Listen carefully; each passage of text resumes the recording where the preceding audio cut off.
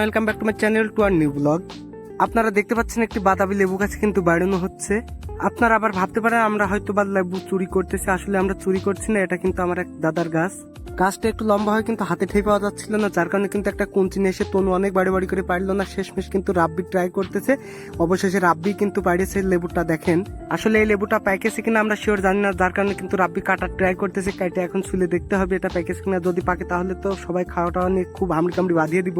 বুঝতেই পারছেন কত মিষ্টি হয় বাতাবি লেবু, আমার অনেক পছন্দের, যার কারণে কিন্তু আমি বারবার ভিডিও করছিলাম আর ওর মুখে তাকাচ্ছিলাম। কারণ ভাগটা কোনোভাবে কম করা যাবে না, কারণ ভাগটা সমান সমান ভাগ করে নিতে হবে তিন ভাই, যদি খুবই ভালো হয়, যদি পাইকে যায় তারপরে। আর যদি না পাকে এর মতো তিতে কিন্তু কোনো জিনিসই হয় না, এটা এত বাজে লাগে সেটা বলে আপনাদের বোঝাইতে পারবো না। রাব্বি কিন্তু চুলার কাজ প্রায় শেষের দিক করে ফেলেছে, দেখা যাক কতদূর কি হয়।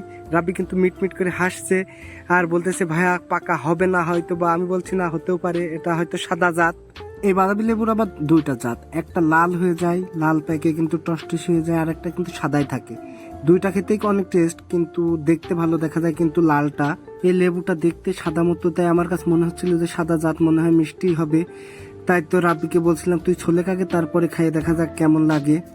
শেষমেশ অপেক্ষার পর কিন্তু এবার রাব্বি ছোলা শেষ করলো এবং খাওয়ার জন্য প্রস্তুত হচ্ছে।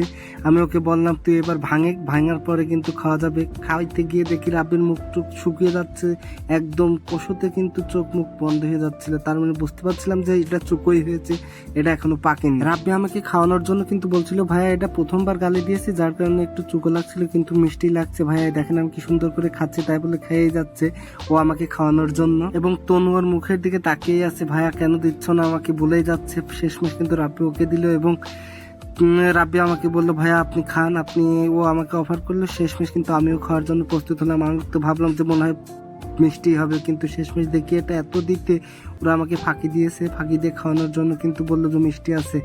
আমিও ওদের কাছে ধরা না দেয়া বললাম হ্যাঁ অনেক মিষ্টি, তাই বলে কিন্তু আমি অনেক সময় ধরে খাইয়ে যাচ্ছি ওদের সামনে, কষ্ট হলেও খাচ্ছি, কারণ ওরা তো আমাকে ফাঁকি দিয়েছে সেটা আমি বুঝতেই পারছি, যার কারণে ওদের কাছে ধরা না দিয়ে আমি খাইয়ে যাচ্ছি। দেখ আসলেই তো মিষ্টি, এত মিষ্টি লাগছে কেন বলে আমি খাইয়ে যাচ্ছি। এবং তনুকে অফার করলাম তনু তুই কি আর নিবি, যেহেতু তনু আর রাব্বি আগে খেয়েছে যার কারণে ওরা কিন্তু আর নিতে চাচ্ছিল না। আমি কিন্তু লেবুটা কিন্তু ফেলেই দিতে হচ্ছে, ফুলো লেবু পাড়ি কিন্তু খাইতে পারলাম না, আমি শেষমেশ ফেলে দিলাম।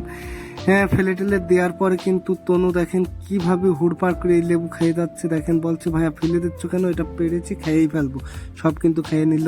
আমার শরীরের কন্ডিশন কিন্তু খুব খারাপ, ঘাড়ে ব্যথা, দেখতেই পাচ্ছেন ঘাড় ব্যথা করে হেঁটে যাচ্ছি, এত পরিমাণ ঘাড়ে ব্যথা। তারপরেও কিন্তু ওরা ঘাস কাটতে যাচ্ছে, আমি কিন্তু ঘাস কাটতে যাইতে পারলাম না, আমি কিন্তু ওদের সাথে এসে কিন্তু একটু ভিডিও করতেছি। আজকে কিন্তু দেখেন পটলের টাল বলে এটা, পটল কত সুন্দরভাবে কিন্তু মাঠে দেখেন টালের উপরে ঝুলে আছে, বেঁধে আছে।